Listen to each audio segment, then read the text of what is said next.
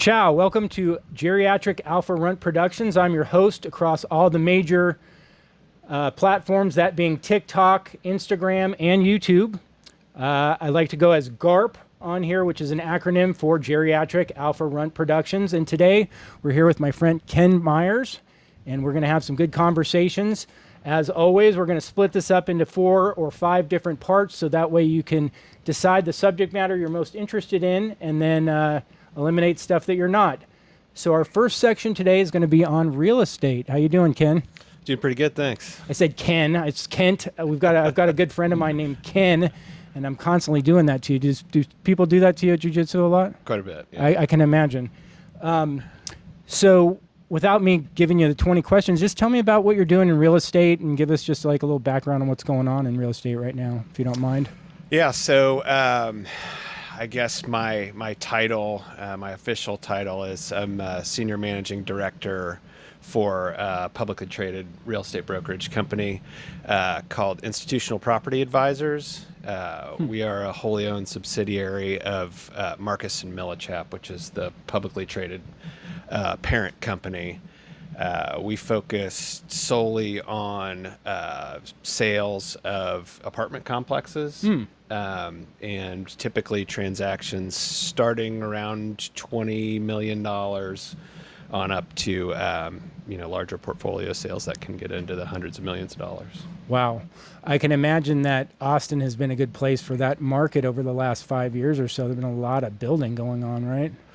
Yeah, it's been interesting. I moved to Austin here in '99. Okay. There's 250,000 people that lived here, so there's nothing along 620 here, Mm-hmm. and the existing stock of apartment communities was pretty small. Mm-hmm. And as of late, especially during the COVID timeframe, the inventory's expanded in dramatic fashion. So our clients are most of our clients are developers or development companies or institutional developers, and so it's been great for us, just seeing all the expansion in inventory and growth that's been in Austin. And I mean, without me putting my novice opinion on it, I've been hearing that the commercial real estate market's been tough as of late. Is that right? Yeah, it's been very tough. So on the investment sales side, which is where my focus mainly is, Austin typically does, in the space that we work, about 55 to 65 investment sales transactions a year. Last year we did 8. Oh, wow. And this year we'll probably end the year with about 10. Oh, wow. So it's largely just a function of fundamental softness in the marketplace because of all of the new supply that's come online. So it's not uncommon right now, where Austin historically has been a very expensive market to go rent an apartment in. Our rent levels are around 2015 levels currently, and you can go get anywhere from 8 to 12 weeks free renting a new apartment. So it's been challenging, certainly. I mean, obviously during COVID, we had a big influx of people come into Austin. Have we seen people go out of Austin, or have they all stayed for the most part and continued to grow? Yeah, on the demand side of things, Austin's fundamentally been very strong. I mean, we're still seeing 140-ish people a day moving into the city, and the absorption of these new apartments has been record-setting. We're seeing record-setting new household formation, continued in-migration, like I was just mentioning, and then immigration also has bolstered our market considerably. Rents are really up right now, obviously, right? I mean, like I see the rental costs, and it seems like they're charging a premium for rentals in this day and age. Is that right? Or it depends on the sector of the marketplace. For like your traditional like 3-story garden apartment complex or something that's out in the suburbs, rents are down dramatically. They're down probably 25% to 30% from the peak during COVID. Okay. The sector of the marketplace that is doing really well is the ultra luxury. So like your highest end high-rise apartment communities are doing very well. And what we saw was, when Austin got really expensive with everybody moving in here from other states and around the country, it became very expensive, and a lot of people moved out to Kyle, Buda, Right. further out, Georgetown, Leander, kind of out in the suburbs. And now, as rents have fallen and everything's become a lot more affordable, everybody's migrated back into the urban core. Interesting. So, I've noticed that we've seen a lot of high rents in other places outside of Austin. So, I mean, is there a pattern associated with that? I mean, has like the country kind of been on a similar trajectory, or have we seen Austin outperform in any way? Austin right now, just solely because of the amount of inventory that was delivered. So we have roughly like 165 apartment communities that have delivered in the past 2 years. Mm-hmm. And you figure that those are on average 300 to 350 units. So we've expanded our existing stock by about 20%. Austin typically will deliver about 8 to 10,000 units a year. And we've delivered close to a little bit over 30,000 in the last 2 years. I mean, Austin has been such a hot market now or Texas in general. So that's kind of interesting information. Obviously, I noticed that the Fed cut interest rates yesterday. So does that, I mean, I know that for novices like myself, I for a long time thought that the Fed was also interest rates and mortgages and stuff, and that's obviously a different thing. Can you tell us a little bit about that, maybe? Yeah, so they're loosely correlated. A lot of commercial mortgage rates and residential mortgage rates are going to be tied to the 10-year Treasury bond. And so that's called the longer end of the yield curve, where the Fed is bringing down the Fed funds rate, which will typically affect short-term rates. So those are rates that builders use, developers, people that are borrowing money from community banks and local and regional banks. Typically, when the short end of the curve comes down, we'll see some softening in the long end of the curve as well. It's acted counter-cyclical recently, and I think that has to do with concerns about government debt. And ultimate demand for treasuries. But one of the things that I think was more important than the quarter basis point cut yesterday was the Fed is stopping its quantitative tightening, which where they were flooding the market with bonds that were rolling off their balance sheet. So we were having a supply demand issue where we didn't have enough buyers and we had too many sellers. So whenever there's weakened demand for bond and pricing and yields move inversely. So whenever there's weakened demand, they'll have to offer a higher yield in order to attract purchasers to come and buy our debt.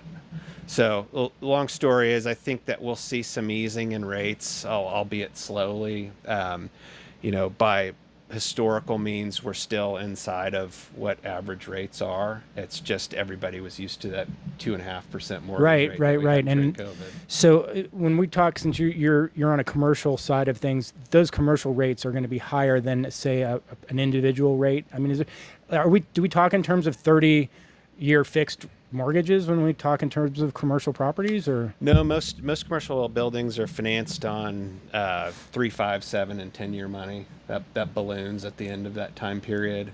But you'll see that 10-year rates, and most apartments are financed through Fannie Mae and Freddie Mac, just similar government agencies that finance your typical 30-year mortgage. The 10-year Treasury rate, the 10-year finance rate and the 30-year mortgage rate typically are pretty close to each other. Great. So, I learned a lot about mortgages last week when I had on Randy, and I got to assume that you must have a lot of networking and relationships with mortgage people. I mean, because you guys need each other, right? I mean, don't you kind of have to work together? Yeah, so we have an in-house capital markets team that provides debt and equity for apartment buildings. Oh, wow, that must make it a lot easier to get a deal done then, huh? Yeah, amongst the 4 or 5 large brokerages that there are, to be competitive in that space, you need to be able to provide a total solution. So it's more of an expectation now that you have a full suite of services and can provide all of the services needed. So do individuals oftentimes buy these apartment complexes and things, or are they mostly investment oriented conglomerations and things like that? It depends, and it depends on the cycle of the market that we're in. The true institutional money, those guys all do the same thing.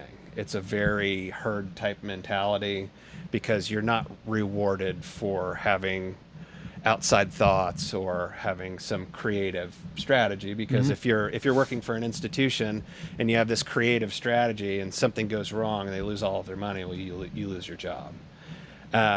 So the institutional purchasers are largely on the sidelines right now, and what that does is gives a lot of opportunity for private capital to step in. So right now in Austin, family offices have been very active, along with like ultra high net worth individuals, and then some like private syndication type companies of folks that go to the golf course and talk to all their friends and round up some money and go and buy one of these big assets.